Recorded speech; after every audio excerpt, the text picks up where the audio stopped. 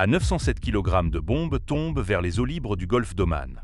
Non pas sur un navire, mais sur une parcelle d'océan vide, à 9,1 mètres du flanc bâbord d'un navire de ravitaillement iranien tentant de forcer le blocus. La bombe ne s'intéresse pas au pont, mais à ce qui se trouve en dessous. 3 secondes avant l'impact, le chercheur intégrait à son effet quelque chose qu'aucune bombe gravitationnelle de l'histoire n'a été conçue pour faire. Elle tourne. Non pas vers l'acier, mais vers la ligne de flottaison. Ce qui se passe dans les 1,4 secondes suivantes explique pourquoi l'armée de l'air des États-Unis n'a plus besoin de sous-marins pour briser un navire en deux, et cela coûte moins cher qu'un nouveau pick-up. Préparez-vous à découvrir comment une simple modification technologique a complètement transformé les règles de la guerre navale, rendant obsolètes des milliards d'investissements. Les États-Unis imposent un blocus naval total de tous les ports iraniens. Chaque navire entrant ou sortant des eaux iraniennes est soumis à interception. Ce blocus n'est pas une frappe d'un jour. C'est un siège illimité, maintenu jusqu'à ce que l'économie de Téhéran s'effondre ou que son gouvernement négocie. Cela signifie que les navires doivent être arrêtés. Ceux qui refusent de s'arrêter doivent être neutralisés. Ceux qui résistent doivent être coulés. Non pas une fois, ni 10, mais chaque jour, chaque semaine, aussi longtemps que nécessaire. Voici le problème dont personne ne parle, couler un navire coûte cher. Une torpille lourde marque 48 coûte 4 millions de dollars. Un missile anti-navire à longue portée, le LRASM, coûte 3,24 millions de dollars. Or, le navire de ravitaillement iranien moyen, qui tente de forcer le blocus, vaut moins d'un demi-million de dollars. Dépensez 4 millions de dollars pour couler un navire de 500 000 dollars. Faites cela 5 fois par semaine, et en un mois, vous aurez dépensé 65 millions de dollars en munitions seulement, pour des cibles d'une valeur combinée inférieure à 10 millions de dollars. Ce ratio ne permet pas de soutenir un blocus, il le ruine. L'armée de l'air des États-Unis a résolu ce problème. Non pas avec un nouveau missile, ni avec un sous-marin, mais avec une bombe de 907 kg, déjà stockée par dizaines de milliers dans les entrepôts, modifiée avec un chercheur qui coûte moins cher qu'une berline de milieu de gamme. Cette solution, son fonctionnement, ses raisons d'être et ce qu'elle implique pour les deux aéronefs qui appliquent désormais le blocus depuis les airs, c'est ce que l'échiquier global s'engage à décrypter pour vous. Mais avant d'aborder la solution, il est essentiel de comprendre pourquoi l'ancienne méthode de destruction des navires n'aurait jamais fonctionné à Hormuz. La réponse n'est pas technologique, elle concerne l'eau. Chaque arme utilisée par les États-Unis pour couler des navires ennemis au cours des 40 dernières années a été conçue pour une guerre différente. Les torpilles étaient destinées à des engagements en eau profonde contre des sous-marins soviétiques. Les missiles anti-navires étaient conçus pour détruire des navires de guerre lourdement défendus, équipés de radars et de contre-mesures. Ce sont des instruments de précision conçus pour des cibles de grande valeur. Un blocus n'est pas un problème de cible de grande valeur, c'est un problème de volume. Des dizaines de navires, cargos, pétroliers, bateaux de pêche reconvertis en ravitailleurs, tentent de franchir la ligne chaque semaine. La plupart d'entre eux valent moins que l'arme nécessaire pour les arrêter. Les options traditionnelles s'effondrent face à cette équation économique. Un sous-marin de classe Virginia transporte environ 25 torpilles. À 4 millions de dollars pièce. Cela représente 100 millions de dollars de munitions logées dans une coque de 3,4 milliards de dollars. Pour recharger, le sous-marin doit retourner au port, un aller-retour qui se mesure en semaines. De plus, opérer un sous-marin dans les eaux peu profondes et minées près d'Ormuz est un risque calculé qu'aucun commandant de flotte ne prend à la légère. L'alternative des missiles n'est pas meilleure. Le LRASM a été conçu pour vaincre des navires de guerre protégés par des radars et des systèmes d'armes rapprochés. L'utiliser contre un cargo non armé, c'est comme envoyer une Formule 1 livrer des courses. Cela fonctionne, mais l'économie est obscène. Le blocus nécessitait une arme bon marché, précise et suffisamment létale pour couler un navire en un seul passage. Cette arme n'existait pas il y a 5 ans. Elle existe maintenant. Et la physique qui la sous-tend commence par une question que la plupart des gens comprennent mal. Qu'est-ce qui coule réellement un navire? La réponse n'est pas le feu, ni un trou dans la coque. C'est quelque chose de bien plus violent. Et cela se produit en dessous. Lancez une bombe de 907 kg sur le pont d'un cargo. La bombe transperce la plaque d'acier, explose à l'intérieur de la superstructure et transforme les ponts supérieurs en un brasier. L'équipage est anéanti, la passerelle disparaît. Le feu ravage chaque compartiment au-dessus de la ligne de flottaison. Pourtant, le navire flotte toujours. Sous la ligne de flottaison, la coque est intacte. Les compartiments étanches sont scellés. La quille structurelle, la colonne vertébrale qui court sur toute la longueur du navire, est indemne.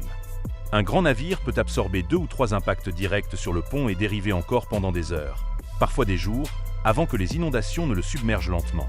C'est la physique que Hollywood déforme. Les explosions au-dessus de la ligne de flottaison détruisent l'équipement et tuent les équipages, mais elles ne coulent pas les navires. Pour couler un navire de manière fiable, rapidement, avec une seule arme, il faut l'attaquer par le dessous. C'est ce que fait une torpille. La Mark 48 ne frappe pas la coque par le côté. Elle explose directement sous la quille. L'eau est incompressible. Lorsque l'ogive explose sous le navire, l'onde de choc ne se dissipe pas vers l'extérieur comme elle le ferait dans l'air. Elle se transmet vers le haut, entièrement, directement dans le fond de la coque. 3 choses se produisent en séquence. Premièrement, l'onde de choc soulève la section médiane du navire hors de l'eau. Deuxièmement, la bulle de gaz en expansion crée un vide, une cavité de néant, directement sous la quille. Troisièmement, la bulle s'effondre. La section médiane du navire tombe dans ce vide. La proue et la poupe sont toujours soutenues par l'eau. Le poids propre du navire, des dizaines de milliers de tonnes, fait le reste. La quille se brise. Le navire se rompt en deux. Même force explosive. Au-dessus du pont, un incendie. Sous la quille, une colonne vertébrale brisée. La position est primordiale. Il faut toutefois admettre que c'est précisément pourquoi les torpilles sont si chères. Concevoir une arme capable de nager jusqu'au bon endroit sous un navire en mouvement, à la bonne profondeur et au bon angle, représente un problème à 4 millions de dollars. L'armée de l'air a posé une question différente. Et si l'arme n'avait pas à nager? Et si elle pouvait simplement tomber? La réponse à cette question a un nom, et elle est déjà opérationnelle. QuickSync n'est pas une nouvelle bombe. C'est une vieille bombe avec de nouveaux yeux. Prenez une GBU 31 juin direct attaque munitions, une bombe gravitationnelle de 907 kg guidée par GPS et navigation inertielle. L'armée de l'air en possède des dizaines de milliers en stock. Le kit coûte environ 25 000 $ et constitue l'épine dorsale des frappes de précision depuis la fin des années 90. Maintenant, fixez un chercheur à son nez. Pas un chercheur radar, ni un désignateur laser, mais un capteur multimode construit sur l'architecture ouverte des systèmes d'armes WOSA. Il s'agit d'un cadre modulaire, plug and play, qui accepte des composants de ciblage de plusieurs fabricants. Ce chercheur détecte, classe et suit un navire de surface de manière autonome. Le coût cible en production en série est de 50 000 $. Le coût total du système à l'échelle de la production est d'environ 70 000 $. C'est le prix unitaire visé par l'armée de l'air une fois que la ligne de production du chercheur atteindra un volume suffisant. Face à une torpille de 4 millions de $, le rapport est de 1 à 57. Voici comment cela fonctionne. La bombe est larguée par l'avion, un F-15 Strike Eagle, un B-2 Spirit, ou toute plateforme autorisée à transporter des JDAM. Le GPS la guide vers la zone cible. Au fur et à mesure de sa descente, le chercheur WOSA s'active, se verrouille sur le navire et calcule un point d'impact non pas sur le pont, mais à la ligne de flottaison, à côté de la coque. Dans la phase terminale, la bombe exécute une correction de trajectoire nette, perçant la surface de l'eau à côté de la quille du navire. Le cône avant est redessiné pour éviter le ricochet. À grande vitesse, l'eau se comporte comme du béton. Une bombe conventionnelle frappant la surface sous un angle peu profond ricocherait et manquerait sa cible.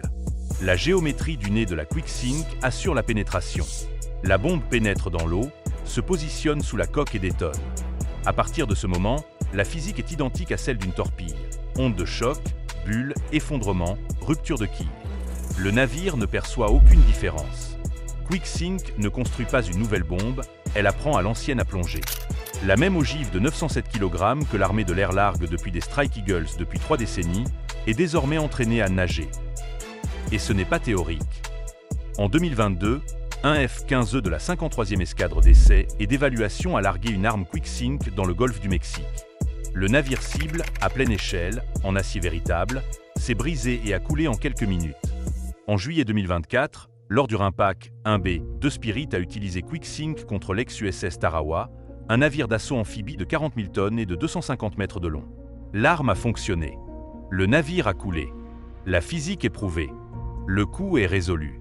La question suivante est de savoir qui la livre et comment 2 aéronefs très différents se partagent le blocus. La bombe a des yeux, il lui faut maintenant une chaîne de destruction, et cette chaîne comporte 4 maillons, 2 qui observent et 2 qui frappent. Une bombe capable de couler un navire est inutile sans coordonnées. QuickSync doit savoir où se trouve la cible, à quelle vitesse elle se déplace et où viser. Cette information provient de 2 plateformes que le navire ne voit jamais. Loin au-dessus du golfe, LE, cette wedge-taille, observe l'océan. Son radar MESA, une antenne active à balayage électronique montée à l'arrière d'un Boeing 737, ne tourne pas mécaniquement comme l'ancienne antenne de LE-300 Il dirige son faisceau électroniquement. LE-3 effectuait un balayage complet toutes les 10 secondes. LE-7 peut mettre à jour un secteur d'intérêt en 3 secondes. Un navire d'attaque rapide se déplaçant à 92,6 km/h parcourt moins de 80 mètres en 3 secondes. Le Wedge-taille ne le perd jamais de vue. Plus bas et plus lent, le MQ-9B Sea Guardian comble le vide que le radar ne peut pas couvrir. Plus de 30 heures de vol continu. Des capteurs électro-optiques et infrarouges capables de lire les marques de coque depuis l'altitude. Il ne trouve pas les cibles, il les confirme. Vérifiant si un navire transporte des armes dissimulées, des cargaisons militaires ou un équipage d'abordage du CGRI. Le Wedge-taille voit tout. Le Sea Guardian identifie ce qui compte. Les deux transmettent des données au réseau de commandement et de contrôle interarmées et interarmées, JADC2. Le système avancé de gestion de bataille traite les informations, calcule les solutions de ciblage et transmet les coordonnées directement au poste de pilotage de l'avion d'attaque. Le délai entre la détection et le largage de l'arme se mesure en secondes et non en minutes. Vient maintenant la frappe. Le blocus divise l'océan en 2 zones, et chaque zone appartient à un aéronef différent. Le F-15 Strike Eagle est maître des eaux libres du golfe d'Oman, au-delà de la portée des défenses aériennes côtières de l'Iran. Le Strike Eagle transporte 4 armes Quick-Sync ou plus par sortie, orbitant visiblement au-dessus des voies de navigation. LA-10 a déjà prouvé qu'une présence à basse altitude et des avertissements sur le canal 16 peuvent faire rebrousser chemin à un pétrolier avant même le largage d'une seule arme. Le F-15 hérite de cette échelle d'escalade. Mais lorsque les avertissements échouent et que le navire continue sa course, le Strike Eagle transporte ce que le Warthog n'a pas. Il reçoit les coordonnées du JADC2 et livre une arme qui met fin à la discussion sous la ligne de flottaison. Le capitaine du navire voit le chasseur au-dessus de lui, chargé, en cercle, patient. C'est le dernier message. S'il échoue, la bombe, elle, ne le fait pas. Le B-2 Spirit est maître du littoral. Près de Bandar Abbas, à l'intérieur des enveloppes d'engagement des batteries de missiles solaires iraniennes Bavar 373 et S-300, aucun chasseur conventionnel ne peut survivre. Le B-2 n'a pas besoin de survivre à la détection. Il l'évite entièrement. Sa géométrie furtive lui permet de traverser la couverture radar inaperçue. Il atteint les navires de ravitaillement abrités près du port, des navires qui croient que la proximité des défenses aériennes côtières les rend sûrs, et livrent Quick-Sync directement d'en haut. L'Iran ne voit aucun avion sur le radar, n'entend aucun bruit de moteur. Le navire se brise simplement et coule. L'un visible, l'autre invisible, tous deux transportant la même arme de 70 000 $. Le F-15 impose par sa présence. Le B-2 impose par son absence. Ensemble, ils ne laissent aucune faille dans la ligne de blocus. Il convient de noter une limitation technique. Quick-Sync n'a pas de capacité de suppression des contre-mesures électroniques. Contre une frégate iranienne utilisant un radar actif et un système d'armes rapproché comme le Kaman, la bombe est vulnérable lors de sa descente terminale. C'est là que le LAAS justifie son prix. Il supprime les défenses du navire à distance de sécurité, dégageant l'espace aérien pour que Quick-Sync puisse achever sa tâche sans opposition. L'arme coûteuse aveugle la cible. L'arme bon marché lui brise la colonne vertébrale. Un avion patrouille la haute mer. L'autre fantôme le littoral. Tous deux larguent la même bombe. Maintenant, qu'est-ce que cela signifie réellement? Chaque élément que vous venez de voir a répondu à une partie de l'équation du blocus. Pourquoi les armes traditionnelles ruinent la mission? Pourquoi les bombes doivent exploser sous la ligne de flottaison et non au-dessus? Comment un chercheur à 50 000 $ transforme une bombe d'entrepôt en torpille guidée? Et comment 2 avions, l'un bruyant, l'autre silencieux, se partagent l'océan? Mais voici la question à laquelle aucune de ces réponses ne peut, à elle seule, répondre.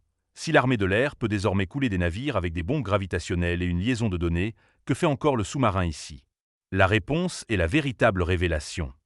Quick-Sync ne remplace pas le sous-marin, elle le libère. Avant l'existence de cette arme, un sous-marin d'attaque de classe Virginia devait tout faire. Chasser les navires de surface, suivre les sous-marins iraniens de classe Kilo se cachant sous la thermocline à 61 mètres, collecter des renseignements, lancer des frappes Tomahawk contre des cibles terrestres. 4 missions.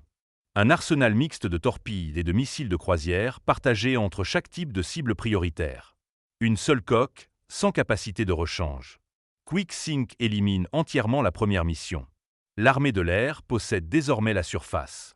Le F-15 dégage les eaux libres. Le B-2 dégage le littoral.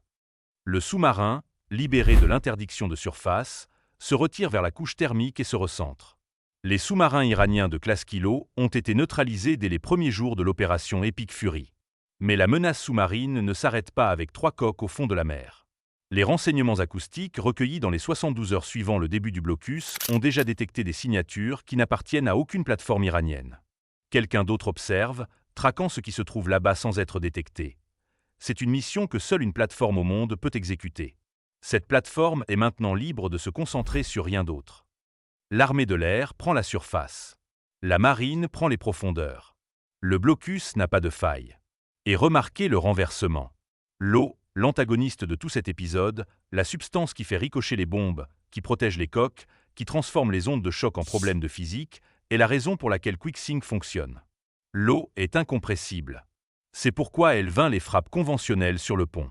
Et cette propriété exacte, l'incompressibilité, est ce qui transmet 100% de l'onde de choc à la quille. L'ennemi est devenu l'arme. La plupart des gens regarderont les nouvelles et verront un navire couler. Vous comprenez maintenant la physique sous-jacente. L'onde de choc, la bulle, l'équation à 70 000 $ qui a remplacé une torpille à 4 millions de $. Si cette distinction est importante pour vous, sachez que l'échiquier global construit cette compréhension, un épisode à la fois. QuickSync a prouvé qu'une bombe à 70 000 $ larguée d'un bombardier furtif peut faire le travail d'une torpille à 4 millions de $ lancée d'un sous-marin à 3 milliards de $. La physique est établie.